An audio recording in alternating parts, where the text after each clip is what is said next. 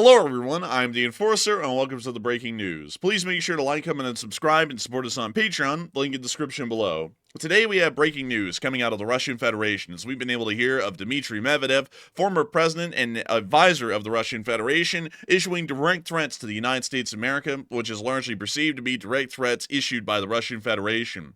In response to this, we've already been able to see that Lithuanian armed forces, responding to a Russian drone incursion of yesterday, have started to mobilize forces and move them closer to the Russian-Belarusian borders, as they continue to see that the offensive or dangerous rhetoric of the Russian Federation and dangerous and reckless actions continue to ramp up as the days and weeks pass.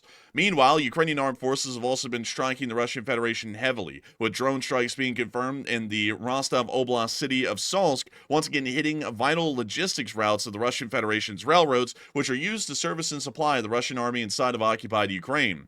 We have also been able to hear in other breaking news in Southeast Asia that the ceasefire that was quickly brokered in between the Kingdom of Thailand and the Kingdom of Cambodia has completely collapsed overnight, as Cambodian forces rapidly opened fire only hours after the ceasefire was to be initiated in the Ubon Ratchathani area, and we are now able to report of 4 different battlefields where Royal Cambodian Army forces are not only attacking Thailand, but are attempting to advance in the country in small concerted offensives. This has made it quite clear that the ceasefire as it was negotiated yesterday between Thailand and Cambodia was not successful, and once again, due to it not addressing the underlying issues that brought about the war, it does not appear that the war is going to be ending, at least anytime soon, relative to that ceasefire. Outside of that breaking news, we've also been able to hear inside the Middle East that the Islamic Republic of Iran appears to be conducting some activity near to the Isfahan uranium enrichment plant, as we were able to hear of new activity present at those tunnels, while we also were able to hear that Hezbollah forces, at least in some limited extent, have once again attacked and killed 2 Syrian interim government officials near to the area of the border of Lebanon at the Baalbek Valley region. We have also been able to hear that the Israelis are possibly considering an annexation of some parts of the Gaza Strip here within the near future. We've also been able to hear of other major news from around the world that has been quite significant over the past 24 hours, but we are going to be getting y'all into each and every little bit of the major breaking news that we have at this moment. And so moving us on into the first and major breaking news, if it can be put that way, we're going to be moving on into the area of Moscow, as we were able to hear that Dmitry Medvedev has once again issued direct threats to the United States of America in extension of the Russian Federation. It is largely understood that while Dmitry Medvedev is only an advisor to the president of the Russian Federation at this point, he largely does speak as the wild talking head of the Russian Federation, really speaking the thoughts that Putin would like to speak, but does not want to speak in public, so Medvedev is largely the one to do all the heavy lifting and the hard work. So for this reason, his statements are largely considered by most to be the actual thoughts and statements of the Russian government in an unfiltered form. And as we were able to see, Medvedev did directly threaten not only an American representative, Lindsey Graham, of the U.S. Congress, but also he threatened the President of the United States directly. He stated that it's not for you or the President to dictate when to get at the peace table. Negotiations will end when all of our military operations have been achieved. Work on America first, Gramps. And it does appear that Dmitry Medvedev has been going absolutely off like a raving idiot as usual, much like the Russian government usually does, pretty much against any representative of the U.S. government at this point that is pushing for any kind of a peace with the war in Ukraine. The Russian Federation has been in incredibly difficult straits recently due to their collapsing financial situation, and not only that, the derelict state of their armed forces. As a matter of fact, it turns out that most munitions that are coming to the Russian Federation are not even from inside the Russian Federation. This is the best guesstimated routes of munitions that we've been able to see over the course of the war, and as you all will notice, since 2022, or late 2022, when we were able to hear that the North Koreans were starting to provide some limited military support to the Russian Federation, that the amount of military support that the North Koreans have been sending in terms of thousands of tons of explosive materials has rapidly skyrocketed over the years. As a matter of fact, if you look at this graph, it actually is quite the case that it appears that the Russian Federation is pretty much getting most, if not all, of their munitions from the Democratic People's Republic of Korea, and not anywhere else. It appears that they get some from the Caspian Sea, which largely would be from the Islamic Republic of Iran, but still, the amount of existing munitions that the Russian Federation produces inside of their own country is next to non-existent. Pretty much most of the munitions and weaponry that they are also receiving in the Russian Federation to keep this war going are coming from overseas in some other foreign country, like the Islamic Republic of Iran or the Democratic People's Republic of Korea. This is not to say that the Russian Federation does not have the ability to produce its own munitions. It is more so the fact that the Russian Federation doesn't necessarily have the ability to produce a lot of its own ammunition. Nevertheless, the Russian Federation has insisted that the war is going to keep going at all costs, as the Kremlin spokesperson Dmitry Peskov, also called here on the channel the Rat, he just looks like one, stated that Moscow has acknowledged the President of the United States statement about shortening the time frame for a settlement in Ukraine and his lack of interest in context. Despite the president's statements, Russia will continue the war to protect its interests, but remain interested in peaceful resolution to the conflict. The Rat, in short, has told us that the war is not going to be ending, and the Russian Federation is not going to be bending to any external pressure, including that of the United States, to try and force an end to the conflict. It is quite shocking that that has taken that long to find out, as we generally knew this for the past 3 years, and now 3.5 years into the war, we know that this is still the case, that the Russian Federation is not willing to seek any sort of a peaceful resolution or a negotiation in the conflict with the Western world as a whole, or really anyone for that matter, even the People's Republic of China. Outside of that, however, it appears that the Russian Federation has started to heighten the tensions across the NATO alliance, as Lithuania has publicly deployed more troops to the Belarusian border after a second Russian drone has violated its airspace. The commander of the Lithuanian Armed Forces, Raimundas Vaiksnoras, has confirmed yesterday morning following the drone alert that additional troops would be deployed to the border to strengthen air defense capabilities. It is a little bit clear at this point that the NATO alliance as a whole is continuously being put under attack by the Russian Federation through less than direct means, as a Russian drone yesterday actually flew across the border and directly over the Lithuanian capital of Vilnius. This is something that can only be considered a direct violation of Lithuanian sovereignty and once again a direct provocation of NATO at large, because this drone not only flew across the border, it flew deep across the border, clearly appearing to be under the control of a Russian operator, and straight over the Lithuanian capital. If that isn't a clear message, I don't know what would be. There is no other clear message that the Russian Federation is deliberately flying these drones into NATO countries, especially on the Baltic frontier, than the one that we saw yesterday. And nevertheless, the Russian Federation continues to make it clear that they are all about peace, according to Dmitry Peskov. We won't end the war in Ukraine, and we sure as hell will try and provoke a war with NATO, but we are still all about peace talks, and we love peace. Russia, in fact, its national animal is the white dove. Everyone knows that. It's not a bear or, anything like that. They don't run prison camps or anything else along those lines. The Russian Federation is as above board and peaceful as it could have ever been. And it appears that while the Russian Federation has been peaceful to some extent, at least according to their words and none of their actions at all, it appears that the Ukrainians know a little bit different. The Russians really aren't about peace, they're about war. And to bring about peace, you have to bring war to the Russians. And we have been able to hear and see of significant drone strikes that were conducted on the city of Salsk inside of the Rostov-on-Don Oblast in these clips right here. Oh, you see the drone impact.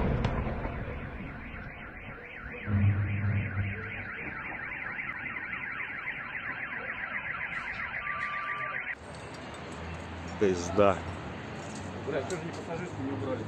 А как они его уберут?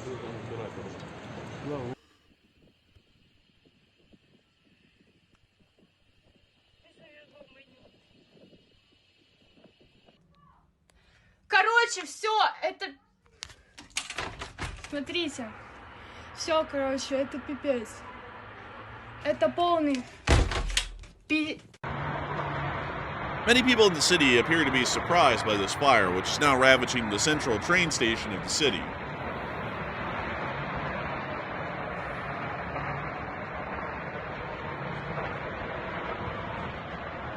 We were able to see a few other clips of this fire inside of Salsk, which we can see right here.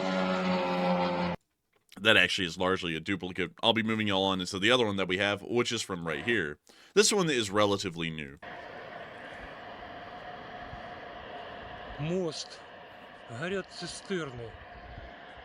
Тут тоже что-то горит. Там вдалеке тоже что-то горит. Просто According to пиздец civilians in the local какой-то. area, about 10 independent explosions occurred in the city of Жопа. Salsk, meaning that 10 Ukrainian drones were confirmed to have been able to hit the city and strike the Все targets that they were загорит going сейчас for. нахуй. Больше 10 прилетов.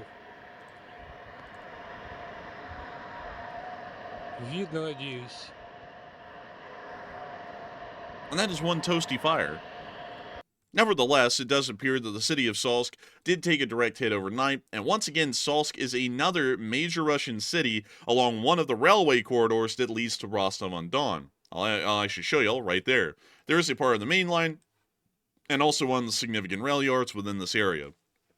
The Russian Federation uses railroads primarily for military transportation, including that of armor, supplies, munitions, food, clothes.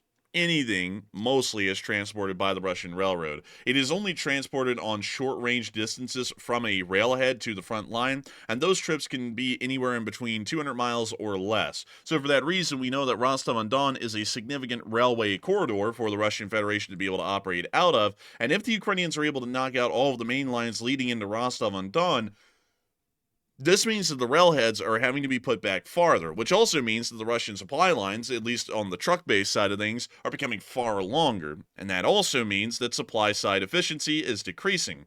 And that means that the Russian army is in a difficult fighting position inside of Ukraine, which is a generally good thing overall. So it does appear that the Ukrainians are continuing their concerted campaigns against these logistics hubs, and that appears to be the main Ukrainian campaign that exists at least at this moment. Inside the Kursk Oblast, we also were able to confirm that the Russians are still racing to build aircraft shelters throughout the entirety of the Russian Federation, which we can see in these satellite pictures right here, as they attempt to try and protect their aircraft from another potential Operation Spiderweb that could be conducted in the future. They are building them rapidly. As a matter of fact, we have never seen the Russians work on anything quicker, but it does appear that they are trying to mitigate the losses that they'll be getting from other Ukrainian drone operations, but still, the chances of that actually working is somewhat slim or pretty low. We also got to see that the Ukrainians are also continuing to attack logistics inside the Kursk Oblast in this clip right here. It does seem as though the Ukrainians are working overnight, at least within the Russian Federation, to be able to try and bring the Russian Federation's warfighting abilities to their knees, although the Russian Federation is still so adamant that they'll be able to keep the war going that they're directly threatening the United States, and they're also continuing to say that the war will keep going nevertheless. Unlike the Russian Federations, who've made it incredibly clear that there is no illusion of the war ending, that is completely different than the Thailand-Cambodia situation, which we actually have some pretty major developments on. As many of y'all will know, based on our short war summary and video yesterday, the President of the United States was able to boast that a ceasefire had been successfully accomplished inside of Thailand and Cambodia after a diplomatic talk ended in Kuala Lumpur in Malaysia yesterday, with both sides agreeing that the fighting would end. We generally understand that in that ceasefire, none of the underlying issues were addressed. It was more so the fact that a ceasefire was going to be reached, hell or high water, and it did not really matter who was involved or whether they wanted the ceasefire or not. A ceasefire was going to be achieved. Some people have put out that peace should be achieved at any and every cost, and peace is such an expensive feat that it really costs quite literally anything. Others, however, have put out out there in the world, generally as statements about this upcoming ceasefire, that some ceasefires that are cheaply made are worse than no ceasefire at all. It may as well be doing nothing to stop any sort of a conflict or any sort of an issue. Generally, this channel was in the camp of the latter. We generally believe that ceasefires have to address underlying issues in a conflict for them to be successful. If they don't, that means that this ceasefire will collapse quite quickly, most likely within hours, and the war will be right back on. Yesterday, a ceasefire was achieved that we described here on this channel as largely being cheap, and we were able to see that the President of the United States immediately came out and started to praise the abilities of himself and the Department of State for being able to achieve this ceasefire. And according to the direct statement by the President stated that he just spoke to the acting Prime Minister of Thailand and the Prime Minister of Cambodia. I'm pleased to announce that after the involvement of the President of the United States, which he named himself by name personally, both countries have reached a ceasefire and peace. Congratulations to all. By ending this war, we have saved thousands of lives. I've instructed my trade team to restart negotiations on trade. I have now ended many wars in just 6 months. I am proud to be the President of Peace. And that peace was achieved for only about 3 hours. After the ceasefire went into effect 3 hours later, Cambodian forces opened fire on the Royal Thai Army near to the area of Puchong Nayoi in National Park, and the ceasefire was immediately broken. We were able to confirm that through multiple sources, including those of the Thai, as it does appear that the Royal Thai Army is reporting that the ceasefire has been broken and fighting erupted again near the Chonbuk in the Ubon Ratchathani province, with the Cambodian Army launching a surprise artillery barrage against Thai soldiers on a nearby hill in the area, sparking retaliation from the Thai Army. Not long after that, we were able to get additional confirmation that fighting had broken out in the area, according to Cambodian and Thai news sources, once again confirming that the ceasefire only held for less than 3 hours. We also were able to hear that the Thai Army, as a result of this, has postponed any meetings with the Cambodian armed forces effective immediately, and these meetings have been postponed indefinitely, with the Royal Thai Army currently responding to several cross-border attacks by the Cambodian Army. This is not an isolated incident to the Ubon Ratchathani area. This is now a border-wide incident and is showing that the conflict has not ended. There are now largely 4 independent sites where firefights are ongoing at this moment.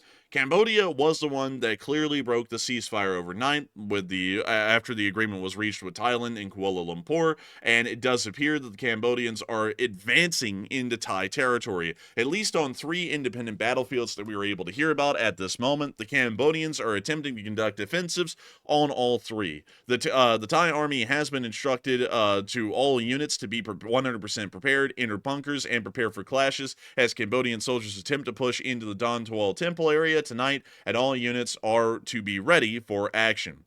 We do understand that the front is now once again 80 kilometers wide and rapidly spreading, at least at this moment, meaning that the ceasefire that was reached inside of Malaysia was a failure. And I want to make that a little bit clear that it was a failure, because a lot of people do not understand, and maybe a lot of viewers who are listening to this video right now may not understand the complexities that are involved in negotiating a ceasefire in between 2 external warring parties. It is incredibly difficult and an incredibly fragile situation.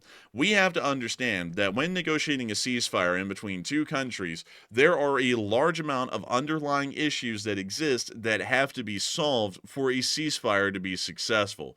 A ceasefire in the modern day may as well be a peace treaty in full form and the end of a war outright, considering that wars are not even officially declared anymore in the modern age.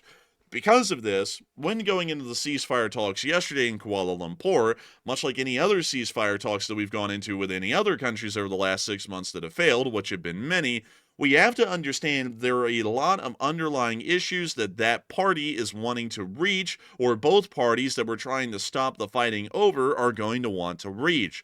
As far as Thailand and Cambodia are concerned, Cambodia is now pissed off that the Thai fired back after the Cambodians planted a landmine on the Thai side of the border, and the Thai responded after a soldier of theirs got killed. As far as this war went, from any third-party perspective, the Thai had the absolute responsibility as a sovereign nation to respond to the attack that the Cambodians conducted and the violation of sovereignty that happened near to the Preah Vihear temple area, where the Cambodians crossed the border, planted a landmine, and a Thai soldier walked across that landmine that was not supposed to be there, stepped on it, and died, and several others were wounded. By every single account, the Thai were in the right to be able to respond in a defensive form against the Cambodians for a clear violation of their sovereignty, and not only that, the killing of one of their service members. The Cambodians, on the other hand, appear to be just gung-ho at this point, since the Thai responded, which they had a right of self-defense to, or they are now gung-ho and just continuing the war and trying to see if they can get one up on the Thai, or possibly even win the war outright, which cannot happen. The Cambodians just don't have a large enough or effective enough military, but that isn't going to stop them from trying. And so with that in mind, going into the peace negotiation yesterday, we should have understood, one, that the peace negotiation was pointless, the Cambodians do not want to stop, and two, the Thai were well within reason in responding in self-defense against the Cambodian attack that was conducted near to the Preah Vihear temple with the landmine. Those two things largely meant that a ceasefire was not reachable at all, and if we went into a ceasefire, we would have to somehow address the gargantuan unresolvable issues that both sides have at this point that we really can't find any common ground in between the two parties on, and not only that, we can't really find any common ground with the Thai.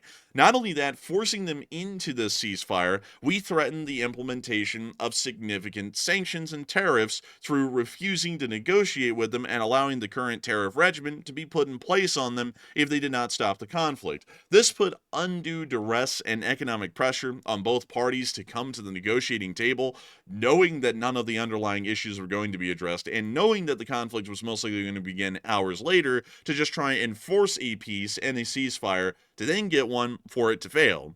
And this is something that we've seen that's been repeated in multiple areas around the world. As far as it goes, at least out there, and I want to make sure that very clearly, folks, I'm not speaking on a political level. This is more so just speaking on the actual efficacy of foreign policy approaches. Every single ceasefire, most of them, that the United States has been trying to produce have failed. I just want to go through them really quickly and remind everyone. The ceasefire with the Houthis have failed. They have now officially declared a blockade of the southern Red Sea, again, meaning that that ceasefire completely failed, and the actual reason for us even going to war with the Houthis was completely for naught. The war with Iran and the Operation Midnight Hammer bombing that the United States conducted was a failure. The Iranians are making it clear that they are going to be continuing the development of nuclear weapons. That means that ceasefire was a failure. Not only that, all of the ceasefires that we negotiated between Israel and Hamas and Israel and Hezbollah have also been failures as well. We've negotiated in the past 6 months at least 2 of those ceasefires, with both of those failing, with the Israelis now involved in a ground offensive in the Gaza Strip once again because of the failure of that last attempted ceasefire. We then had multiple attempted ceasefire attempts with the Ukrainians and the Russians. We unilaterally imposed on both of those parties at least 4 independent ceasefires, and all of those were broken within 3 hours at a minimum by the Russian Federation, with renewed attacks against Ukrainian energy infrastructure or Ukrainian critical infrastructure.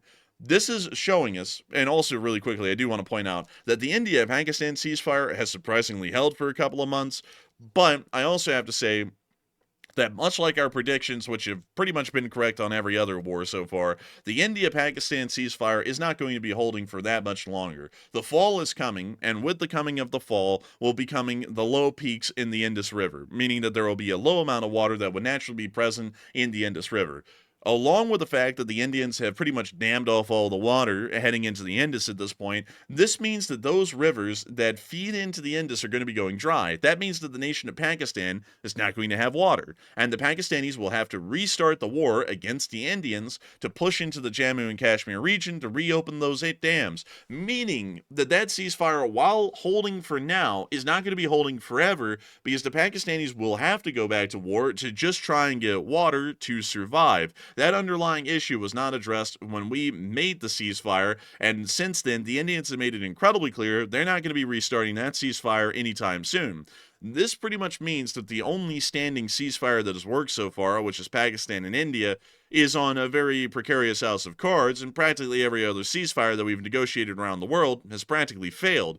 This is because the approach that's being taken in foreign policy is not a good one, at least from a mechanical standpoint. It is perfectly fine to go around the world and try and broker peace. I'm all for peace, but the issue is that you have to have some sort of a practical realm of reality when trying to achieve these peace settlements, and that's something that we haven't really seen so far with Thailand and Cambodia or any other groups. We're forcing ceasefires where ceasefires may not be able to be reached.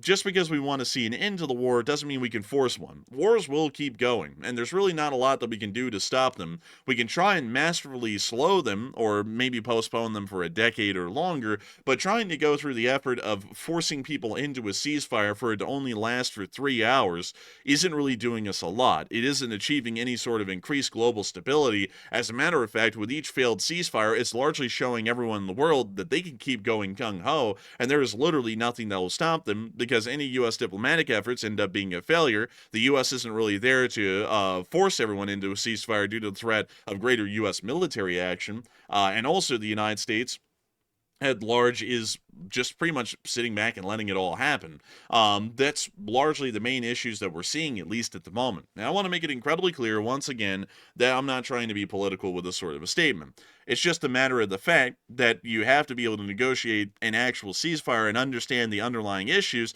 and understand as well that sometimes there is not an actual resolution to a conflict at that very moment in time. And largely with the Thailand-Cambodia conflict, there is not a resolution that can be reached right now. We could try and force them into 90 other additional ceasefires that will also only last for 2 hours, but the truth of the matter is that the Cambodians are spoiling for a fight, the Thai are spoiling for a fight to defend themselves, so both of those sides are pretty adamant that this war is going to be going on, and any attempted ceasefires with them is completely pointless at this time. We have to wait until one side or the other is completely beat down by either the Thai or the Cambodians, and then come in and try and negotiate the ceasefire from that point. But trying to negotiate ceasefires prematurely like this will result in disaster every single time.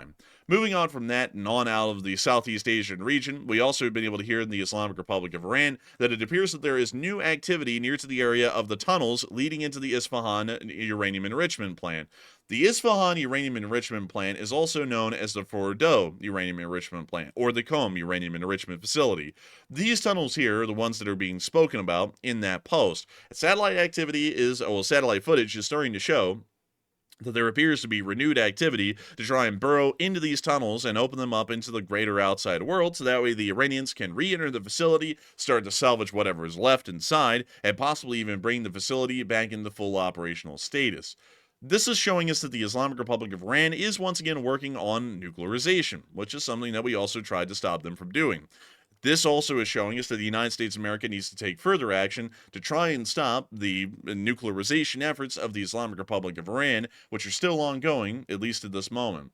Meanwhile, inside of the Syrian interim government, we were able to hear that 2 Syrian interim government officials have been killed today by Hezbollah-affiliated Bekaa Valley clans and Syrian government forces, which we were able to hear appears to be another escalation. We were able to get some video and picture evidence of this incident, but considering that it may be a little bit too graphic to show on YouTube, we won't be showing it here on this video, but you can find it with the link to the map in the description below.